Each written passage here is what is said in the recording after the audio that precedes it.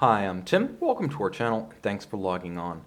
If you enjoy these videos, do me a favor and subscribe to our channel right here at Watchbox Reviews on YouTube. I'd really appreciate it, and I'd be able to deliver watches like this to your inbox as soon as tomorrow morning. If you like this watch, you can buy it. Buy, sell, and trade luxury watches on thewatchbox.com. And today we are discussing the much-loved but rarely seen Omega De Ville Tresor, a tribute to mid-century dress watch elegance, especially the patrimony of Omega. This watch bowed at Bezel World 2014. 40 millimeters in rose gold. It is a handsome Swiss dress watch that proves dress watches don't have to be boring or standard. Now, 40 millimeters is a modern size for a dress watch, but the watch has a handsome aspect ratio, almost a disco volante or flying saucer knife edge effect. You'll note that the crystal is dramatically cambered and bubble-shaped like a mid-century plexiglass, and if you include that dramatically domed sapphire, the watch has a thickness of 11 millimeters, but because the case really is quite slim and much of that loft is the sapphire, the watch wears far thinner than 11. Think of it more as a 9mm watch as far as your sleeve is concerned.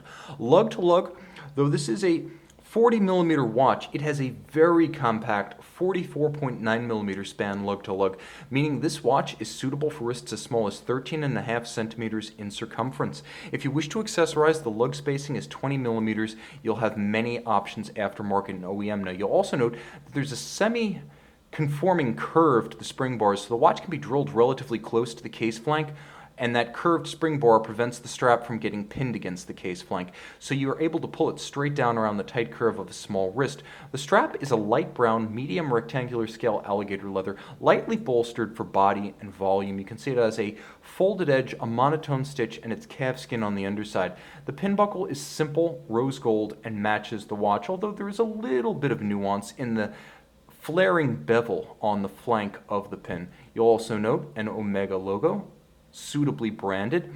It matches the rose gold of the case to a T, and the elegance of the case. This is where the case really has that knife edge look on the wrist.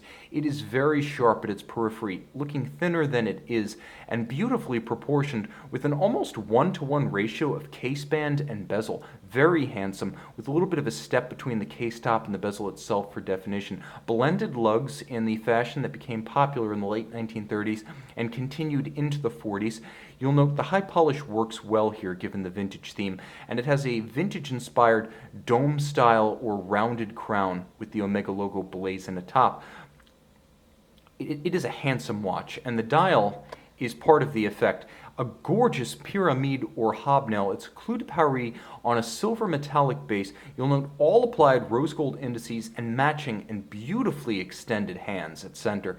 The printing on the dial is mercifully spare. The double index at 3, 9, 6, and 12, much appreciated, anchoring the four corners of the dial. There's even a little bit of an aperture cut with a step down to the date disc, and I do approve of the use of the date because this is designed to be an everyday watch, not an occasional watch.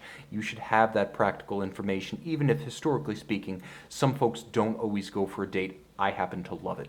Now, of course, the watch features seconds that do have a hacking function. This watch, though, being part of the 8500 family, also gives you the time zone functionality, so you can adjust incrementally without stopping the watch or affecting the chronometric performance. You can jump the international date line in either direction with this watch, and you can make incremental adjustments without halting your chronometer. Now, it is a coaxial. It is a chronometer.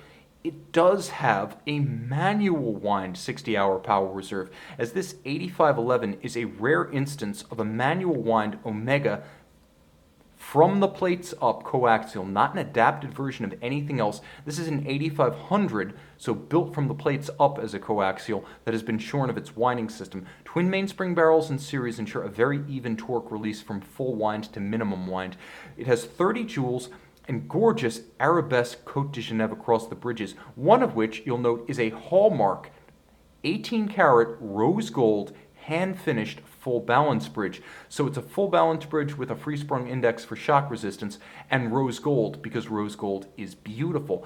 SI14, this is an amagnetic watch resistant to over 15,000 Gauss. Of course, you have the hacking or stop seconds, And underneath, you have the tri-level coaxial system, the most current and advanced of Omega's coaxials, helping the watch to earn a chronometer certification. It beats away at the quirky coaxial specific rate of 25,200 vibrations per hour. And though this movement is sports watch tough, keep in mind it's 30 meters water resistant. You've got a Seamaster for those times when you must truly get wet and wild. This is a wonderful timepiece that combines the heritage of the George Daniels-derived coaxial escapement with the heritage of Omega's dress watches of the mid-century, and yet very much a modern watch in substance, fit, finish, materials, and engineering. You can see this rose gold 40mm manual wind coaxial chronometer on our website.